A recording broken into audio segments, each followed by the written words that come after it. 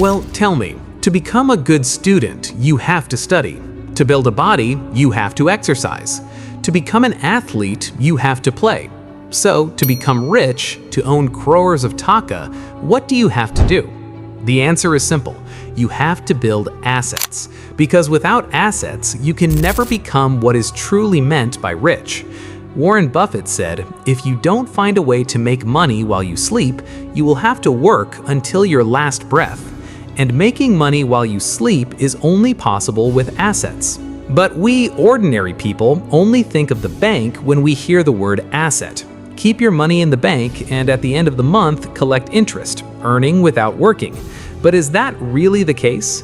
Recently, after the US presidential election, many things have changed there. At that time, Robert Kiyosaki posted this thread, "Banking crash has begun." Afterwards, within a short period in America, 2 banks failed one after another, first in Philadelphia, USA, then in Oklahoma. And who suffered the loss? The users who had deposited $7.1 million. They still haven't gotten their money back. And such incidents are not just happening in America, they occur in different countries at different times. Surely you remember the PMC bank scandal, where an $880 million scam was uncovered, and 900,000 middle-class families lost all their money, becoming destitute. This is the dark truth of our banking system that is never told to us.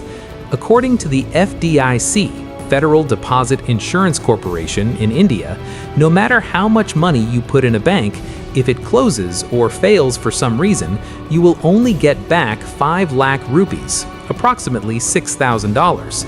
According to the FDIC in Bangladesh, if any bank fails, no matter how much you have deposited, you will only get back 2.5 lakh taka, approximately $2,100. Now the question is, why do banks fail?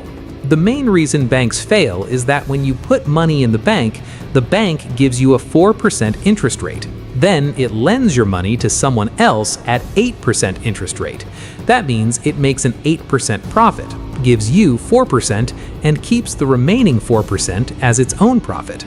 But if for some reason the bank gives a huge amount of loans to many wrong or risky people, and due to political power or any other reason, it fails to get that loan money back, then essentially a bank fails. There are other reasons as well, but this is the main one. Besides, our country's inflation rate is currently 9%, while your savings account interest rate is 3 to 4%. Alright, let's assume the fixed deposit interest rate is 6 to 7%. Even then, in this situation, the amount of your money in the bank is increasing in number, but not in value. Think about it. You have 10 taka today. 5 years later, it becomes 15 taka. But the coffee that costs 10 taka today will cost 20 taka 5 years from now. So your money increased from 10 to 15, yes, but you can no longer buy that coffee from the market with it, because the value of your money has decreased. So the money kept in the bank, no matter how much it grows numerically, can never beat the market's inflation rate. That means your future is dark overall. So what can be done in such a situation? Today, in this video, we will discuss 5 such assets where if you invest your money, you will get more safety and higher returns than the bank, and you will also be able to beat the additional inflation. So, my dear brothers and sisters, let's start. Asset idea number 1, the God's money. Robert Kiyosaki says, "I will never chase things that man has made. Instead, I will try to acquire things that God has made, and that is gold and silver." Robert Kiyosaki calls gold and silver God's money because gold and silver are 2 commodities over which neither any government has control nor any market. Robert believes that in the difficult times of our lives, this God's money will be considered the most valuable insurance policy, because paper currencies like the dollar, euro, rupee, taka, yen, due to various circumstances like market inflation and politics, keep losing value. And currently, the value of money is falling so much that it seems like it's the world's weakest currency. Currently, the price of 1 gram of gold is 23 taka 56 paisa. This seems potentially inaccurate as a per gram price. Context suggests it's likely a reference point or error, but translating as is. Experts believe the price will fall further in the future. But on the other hand, gold and silver provide very good returns even in the worst market situations, much like a drought-resistant banyan tree in a drought-prone area. For example, just look at the 2008 world financial crisis. On one hand, the entire world's stock markets collapsed. The prices of all currencies, including taka and rupee, increased rapidly, and the real estate market also crashed. Even during that dire time, gold did not lose its price. Rather, it increased it at a rocket-like speed. Where all other investments were considered losses, gold alone increased its value and was considered the best investment. And it doesn't end there. While your money kept in the bank slowly loses its value, deceiving you, gold is the only asset that just sitting in your cupboard easily beats market inflation. This is why everything from birthdays, anniversaries, to weddings are celebrated with this gold. In the last year, during the 2024 wedding season in India, 4 million weddings were completed in just 2 months. For this, 144 tons of gold were purchased, the market value of which comes to 1.15 lakh crore rupees. I don't have any data on this for Bangladesh, but surely you can guess the number is not small here either. Because for us, gold is not just a financial asset, it is also a family legacy. It gets passed down from generation to generation. According to a report from Trading Economics, currently, households in Bangladesh have 14.26 tons of gold reserved. But the interesting thing is that this huge amount is only owned by the rich upper class, because the middle class is still depositing all their money in the bank. They think gold is a luxurious item. It's nothing but extravagance. But in reality, gold is something whose value existed 1,000 years ago, exists now, and will exist 1,000 years later. Asset idea number 2, business. In 2023, Forbes India published a list of the top 10 richest actors in the world. Shah Rukh Khan's position was 4th with a net worth of $770 million, meaning 6,400 crores rupees. He surpassed famous Hollywood actors Jackie Chan and Tom Cruise. But the shocking thing is that Bollywood's king, Shah Rukh Khan, earns a very small amount of money from his movies. The smallest part of his total net worth comes from his movies. So the question is, being an actor, even earning so little from acting, how did Shah Rukh Khan become Asia's richest and the world's 4th richest actor? Answer: business. Because besides being an actor, he is also a super successful businessman. He believes that acting is something that might be going well today, but could be a flop tomorrow. So with the money earned from movies, he started a business named Dreams United in 1999.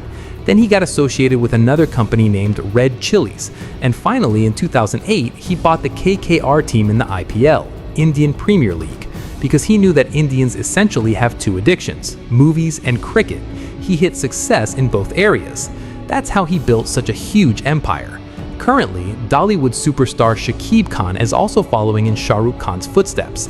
He has now stepped into the cosmetics business. Alongside, he has also bought a cricket franchise in the BPL, Bangladesh Premier League. One of the richest people in the world, Warren Buffett, also started his first business at just 6 years old.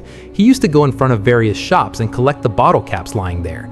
Within a few days, he understood that the most popular drink is Coca-Cola, so he bought a 6-pack of Coca-Cola with 25 cents, added chewing gum to it, and started going to people's houses every morning to sell it for 5 cents. Since people consumed large amounts of Coca-Cola at that time, his idea worked very well. Look at any super successful person in the world, the word business is directly or indirectly connected to their career, whether it's before achieving success like Warren Buffett or after achieving success like Shah Rukh Khan, because business is the thing that will help you the most to build true wealth. Asset idea number 3, use debt as an advantage. 90% of the people in our country use debt only to buy liabilities, whereas you should use debt as an advantage. Robert Kiyosaki once had a debt of $1.2 billion on him, for which people trolled him heavily. But later, it was revealed that the debt wasn't bad debt, but good debt.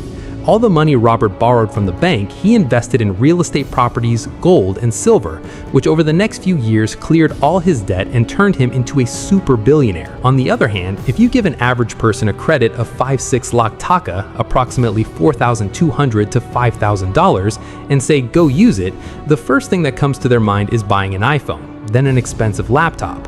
If some money remains, shopping, a watch worth $20,000 to $30,000.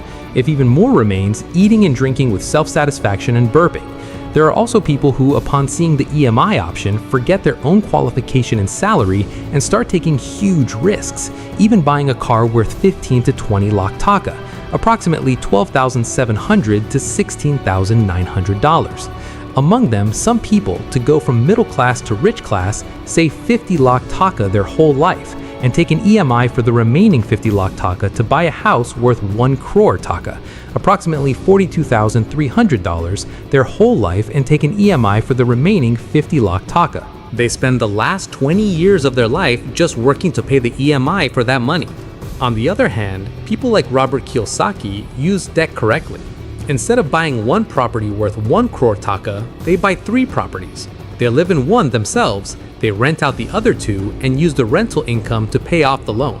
After some time, when the loan is finished, the property is theirs, and the rental income from the property is also theirs. This is called the proper use of debt. Asset idea number 4, intellectual property.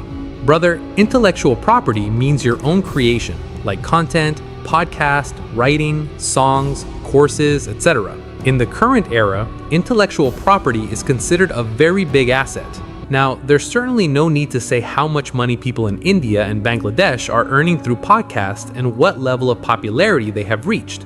Besides, many people these days are generating a lot of money by writing ebooks. As the saying goes, within every colorful brick of a century-old zamindar house, stories are hidden, along with hundreds of smiles, tears, anger, and grievances. Similarly, every person has some stories, some special knowledge on a particular subject. So if you wish, you can write your skill in the form of an ebook and easily generate money. Ebooks are incredibly trendy these days. In 2024, the ebook market size reached 17.20 billion. According to a report, by 2029, this market size will increase to 22 billion. Because these days, even if not willingly, everyone has to live with technology. So everyone is addicted to phones and computers. Everyone consumes content online and from the internet. No one likes to carry physical books around anymore because they read ebooks on their phones and tablets. So undoubtedly, this business will expand further in the future. Moreover, you hold the copyright to the ebook you create, meaning it's your intellectual property. So whatever anyone does using it, they have to pay you a royalty percentage. For example, King made a song named Mand Mand Jana, which got 500 million plus views on YouTube. After that, he went from zero to hero. He started getting countless shows and events, which made his song immortal. Later, even Nick Jonas recreated and uploaded this song on his YouTube channel. So in the current era, any intellectual property you create can be considered a valuable asset. Asset idea number 5, people. Generally, we do not value the employees and the people around us in our business, and we realize their importance only when they leave. You must always remember one thing. No matter how big a company is, it is built by ordinary employees, because one person alone cannot create a brand. What do you think? How did companies like Apple, Microsoft, Reliance, Tata become so successful? Because of their employees and their teams. In 2008, the Taj Hotel, a premium hotel of the Tata Group, was attacked by terrorists. There, every employee risked their own lives to save the customers. Some even sacrificed their lives. You might be surprised to know that among them were some boys who had just joined the job a month ago. Some had even joined just one day earlier. Yet, they did not hesitate to risk their lives, baring their chests to the terrorist bullets. Later, a crisis management meeting was held at Harvard University. There, the bravery of the Taj Hotel employees during the crisis came to discussion. So the professors there sent 2 representatives to India to find out how Ratan Tata's employees could be so determined and committed to the company. How could they be so committed that they wouldn't hesitate to risk their lives for the company? They became eager to know what magic potion the Tata Group feeds its employees that they even turn into an army when needed. Afterwards, 2 representatives from Harvard University, Deshand and Rehana, came to India. Finally, they learned the secret of this matter from Ratan Tata himself. Ratan Tata said, during interviews, we prioritize honesty, courage, and humanity even more than merit and qualifications. No businessman can make a business successful alone. The reason behind his success is the honest people around him. So find the right people who can be a valuable asset for you. So brother, this was our presentation for today. If you liked the video, please hit like, share your valuable opinions in the comments, and to get more knowledgeable financial videos like this, please subscribe. Thanks for watching.